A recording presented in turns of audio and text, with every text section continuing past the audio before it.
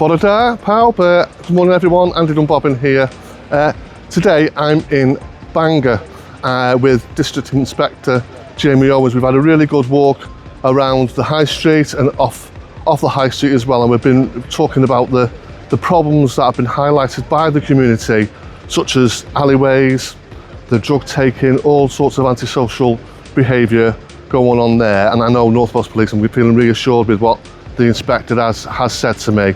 I've had a few conversations as well with some of the people who reside in Bangor, telling us how much they appreciate North Wales Police's efforts here to tackle ASB. The High Street is looking a lot brighter, a lot more vibrant, but I think there's still some more work to do there. But I know there's a lot of work going on with that with the MP as well, seeing what we can do to rejuvenate that place. But all in all, it's been a really positive morning. Looking forward to see how things progress here in the city, and see you all very soon. Diolch yn fawr.